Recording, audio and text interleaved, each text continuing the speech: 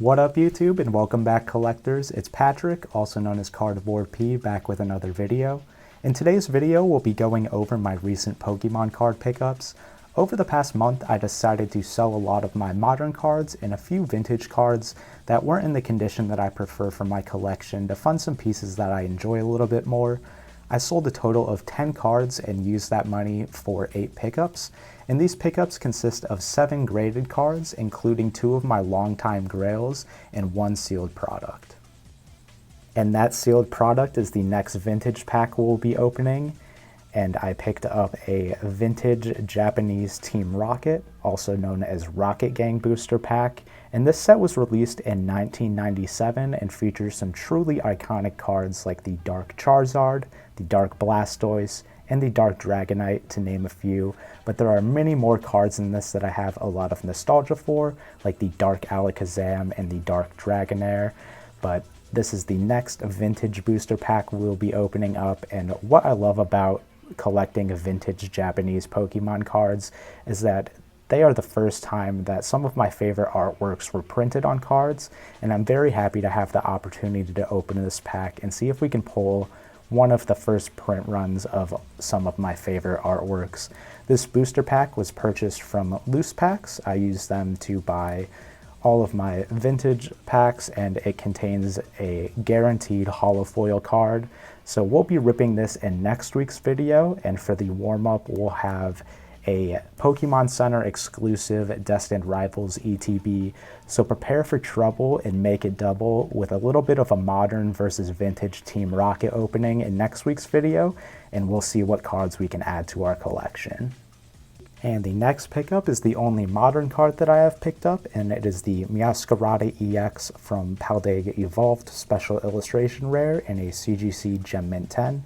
I picked this up from my local card shop. I had some store credit, and I picked this up for about $20, so I thought it was a pretty good deal, and this is one of my favorite artworks from the Scarlet and Violet era. I just think that Meowscarada is a super cool Pokemon design, and Koiko Sato did a really good job on this artwork and really encaptures the Pokemon itself, as well as a really cool background with some nice green coloration on it. I decided to pick this one up because it's one of my favorites from the Scarlet and Violet era, but this is the only modern card that I picked up. I've been selling a lot of my modern cards, but this is one that I decided to add to my collection as it was 20 bucks and I couldn't leave it in the store after I saw that.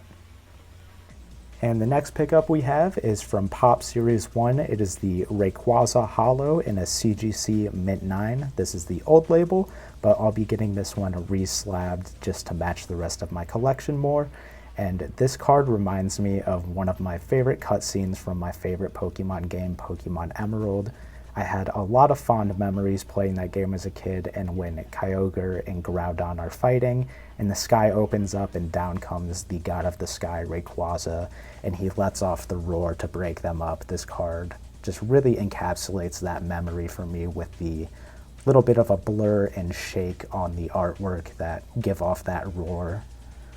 And there's a very nice swirl right next to his head, but I don't have too much nostalgia from the Pop Series cards, and I don't really plan on picking up any more, but I was looking at all the Rayquaza artworks, and the EXs are kind of cool, but they just don't really look like the traditional Rayquaza from Pokemon Emerald. But then I found this card, and I decided to pick it up just because it reminds me of that cutscene from my favorite game. When he comes down, the sky parts, and he lets off a roar to break up the fight between land and sea. I think this is a super cool artwork, and I'm very happy to add this one to my collection as well. And the third graded card that I picked up is from Base Set. This is the Ninetales Holo in a CGC Mint 9. I think this is a super cool card, and I downgraded a little bit. I sold my Shadowless Nidoking, but that card had about 5 print lines that were just very distracting for me when I was handling the card and looking at it. But I decided to pick up the Ninetales by Ken Sugimori. This is a super cool card, and I have a lot of nostalgia for Ninetales. So shout out to Pixie. Pixie was my brother's level 100 Ninetales that he had in his copy of Pokemon Sapphire, and it was the ace of his team, and I have a lot of fond memories battling him and being shook every time he'd send out Pixie, the level 100 Ninetales. So I got this card as an ode to that. Has the Galaxy Star foil and the blue flames in the background, but this is a super cool artwork and a certified classic. And I decided to replace my Shadowless base set card with just the regular version, but I have 2 Grail pickups that make up for that card in my opinion. But I was very happy to add the Ninetales Holo in a Mint 9 to my collection as well. And the next card we have is the Tentacruel Holo from Aquapolis in a CGC Mint 9. This is a Hajime Kusahima artwork, and I think this is a very eerie artwork. Tentacruel looks quite ominous, and the colors on this card give the card a sense of depth with the lighter shades of blue down to the darker.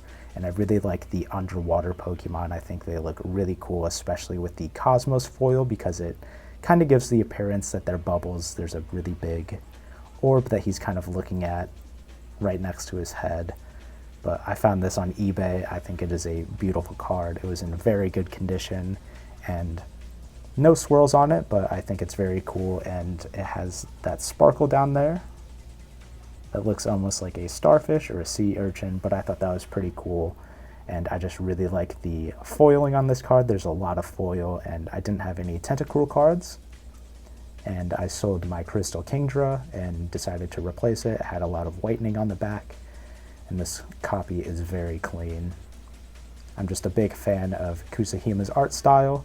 I have a few of his other cards in my collection, but I think this is a dark, ominous take on Tentacruel and a very cool card. So I was happy to add this one in a CGC Mint 9 to my collection as well. And the next pickup is another E-Series card, this time from Expedition, and this is the Pidgeot Holo in a Mint 9. And this one's illustrated by Tomokazu Kamiya, one of my favorite artists.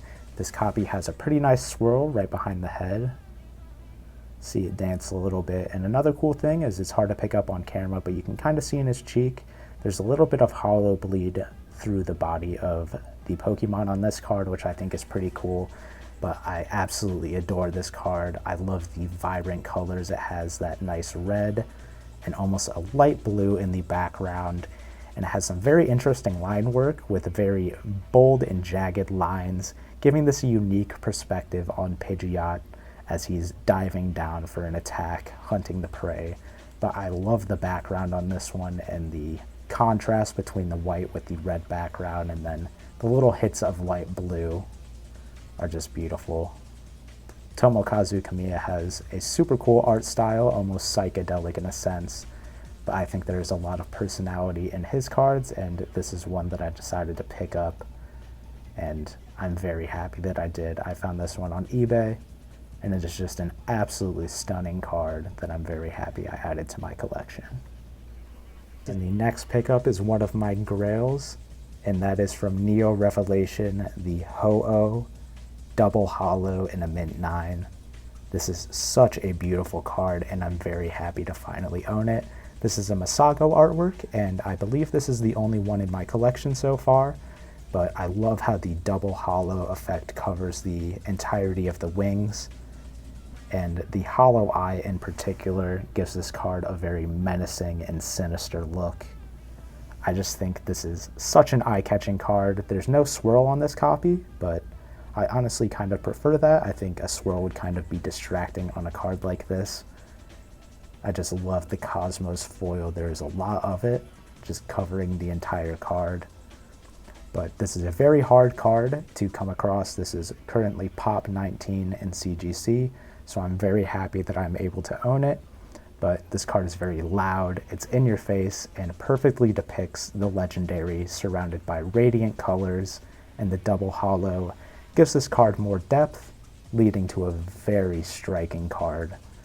And it is super captivating. I could sit here and look at this card for hours.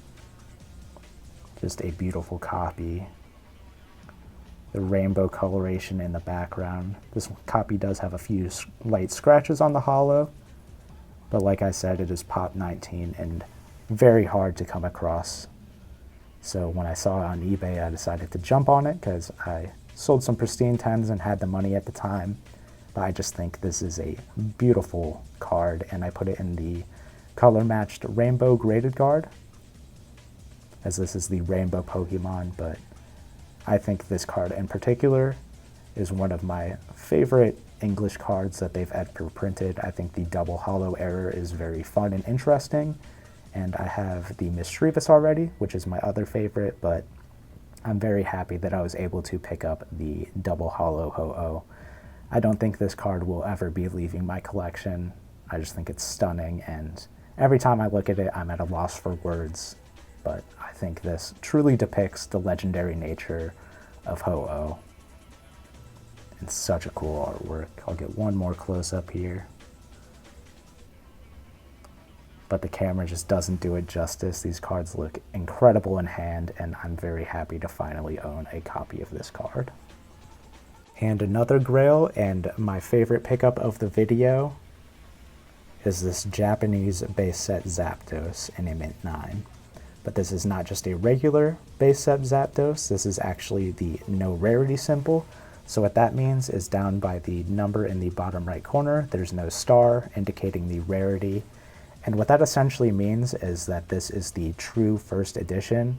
No rarity was the first print run of Japanese base set, and to my knowledge, I believe it went on for around 3 months. And I decided to pick up one of my favorite artworks of all time, the Zapdos no rarity. I saw it come up, it had this beautiful swirl on the side, and it is a Pop 3 card, but the swirl makes it look like it's almost flying out of the card. So I decided to jump on it, and I'm very happy that I did. This is one of my favorite Ken Sugimori artworks. I love the aggressive line work with the hard points, giving Zapdos a very sharp and jagged look. This card has some beautiful colors on it with the purple and black in the background, so I put it in the color matched graded guard. And then these strikes of lightning, as well as the little glow that he has. It's just electricity running through his veins. I just think this is a perfect card and a perfect depiction of what I love in the hobby. I love these older cards because Zapdos isn't fighting or anything, and he's not really in his habitat. It just kind of looks like a Pokédex entry, and every time that I think about Zapdos, I think about this artwork. I just think it's absolutely beautiful. I love the way he uses color and the white space like on the tip of the wing and in the body here to give a sense of depth to the card. But I think the simplicity of this card gives the card a lot of life, and I'm very happy that I was able to pick this one up. A true first edition of one of my favorite artworks. I think this is a piece of Pokemon history, and I couldn't be more happy to add this card to my collection. I'm planning on making a video in the future discussing this card and the history behind no rarity symbol base set in Japanese, but essentially this is the first time that this artwork was ever printed on a trading card, and I think that is really, really cool. And Ken Sugimori is my favorite artist, so this is essentially a first print of a Ken Sugimori artwork. I was in the market for a Zapdos. I wanted either a Shadowless first edition or a no rarity, and this one came up, and I'm a big fan of the Cosmos foil a little bit more than the Galaxy Star, and I saw that it had a perfect swirl next to the body, making it look like he's almost about to jump out of the card. But this is a very aggressive artwork, and even though it is simple, I think Ken Sugimori deserves a lot of praise with what he's contributed to Pokemon as a whole. So I think this is a great piece to add to my collection and one of my new favorites. So that's about it. I could go on for hours talking about this card, but I'll save that for another video. So if you enjoyed, make sure to leave a like and let me know in the comments which of these pickups was your favorite, and consider subscribing if you want to see what's inside that Japanese Team Rocket booster pack. But other than that, thank you all so much for watching, and I hope you have a great day. I'll catch you in the next one.